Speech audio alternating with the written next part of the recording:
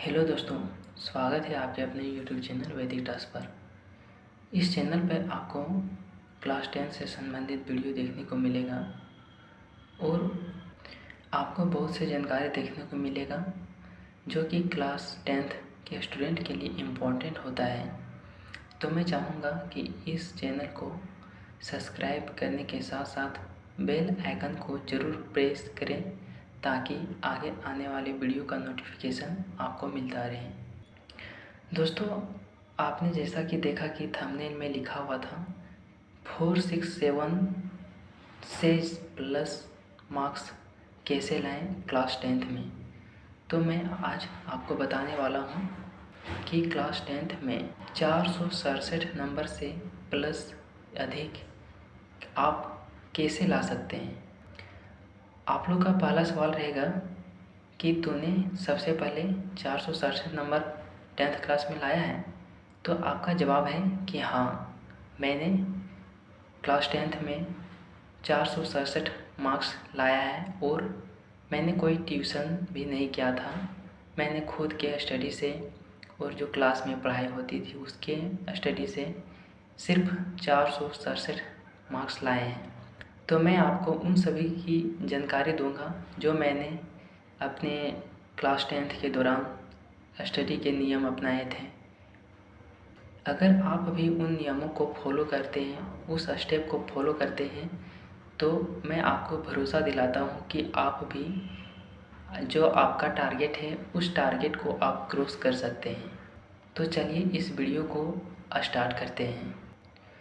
दोस्तों, युद्ध में जाने से पहले युद्ध को समझना होता है, युद्ध के मैदान को समझना होता है।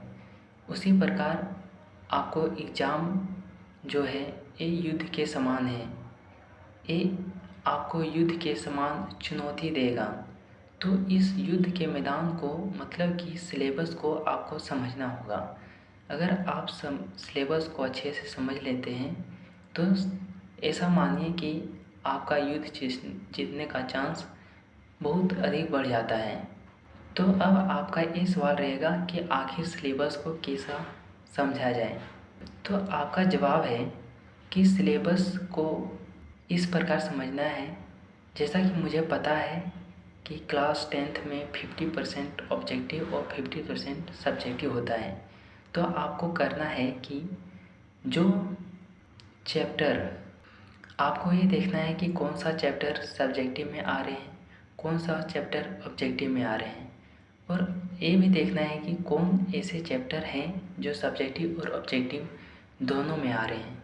आपको इस तरह सिलेबस को एनालिसिस करना है। एनालिसिस करने के बाद सेकंड स्टेप है हर सब्जेक्ट के हर चैप्टर को आपको अपना नोट्स बनाना है ताकि आप जो समझें, आप जो लिखे हैं वो अधिक समय तक आपके दिमाग में याद रहे। तो दूसरा काम करना था आपको हर सब्जेक्ट का अपना शॉर्ट नोट्स तैयार करना। अब शॉर्ट नोट्स तैयार हो जाने के बाद आपको तीसरा थर्ड स्टेप लेना है कि हर नोट्स को रिवीजन करना है। अब रिवीजन कैसे करना है,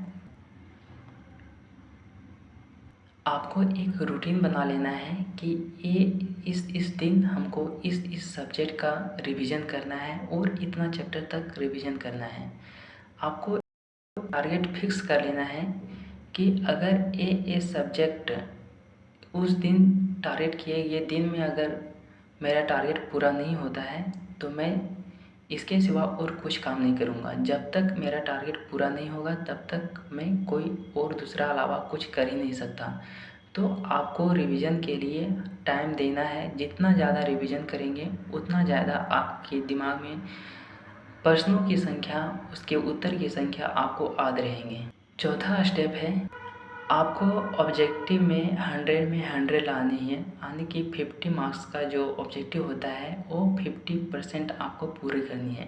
क्योंकि ऑब्जेक्टिव एक ऐसा सेक्शन है जहां पर आप अपना फुल मार्क्स ला सकते हैं। ऑब्जेक्टिव को आप जितना ज़्यादा रिवीजन करेंगे वहाँ से आपका ऑब्जेक्टिव तैयार होगा। जितना ज़्यादा रिवीजन उतना ज़्यादा ऑब्जेक्टिव। तो प्रयास कीजिएगा कि हर सब्जेक्ट से अधिक से अधिक ऑब्जेक्टिव निकले। और आपको छोटा छोटा पॉइंट में ध्यान देना है कि कहाँ से ऑब्जेक्टिव निकल सकता है। तो आपको ऑब्जेक्टिव निकाल के उसको पर डे रिवीजन करना है, सब्जेक्टिव को भी रिवीजन करना है। अब आपका 5th स्टेप रहने वाला है कि जितने भी प्रीवियस ईयर में क्वेश्चन पूछे गए हैं, आपको कम से कम 4 से 5 साल के पीछे चले जाना है और देखना है कि कौन से क्वेश्चन आए हैं, उनको सॉल्व करना है। बिना देखे, बिना किसी गाइड की मदद से आपको सॉल्व करना है। उसको सॉल्व करने के बाद आपको ऐसा लगता है कि ये क्वेश्चन जो है हमसे नहीं बन रहा है, तो उस क्वेश्चन को एक अलग जगह लिख लेना है और उस क्वेश्चन को फिर बार बार देखना है। अगर मैथ के सवाल है तो उसको बार बार बनाना है, प्रैक्टिस करना है। अगर ये स्टेप आप अपनाते हैं अपने स्टडी के दौरान तो आप विश्वास मानिए, भरोसा कीजिए अपने आप में कि आप जितना टारगेट है आपका, वो आपके टारगेट से ज़्यादा ही आ सकता है। क्योंकि मैंने अपने स्टडी के दौरान ये सभी जो स्टेप है मैंने खुद के अपनाए हैं और मैंने 2023 में क्लास 10th में 467 मार्क्स लाए हैं।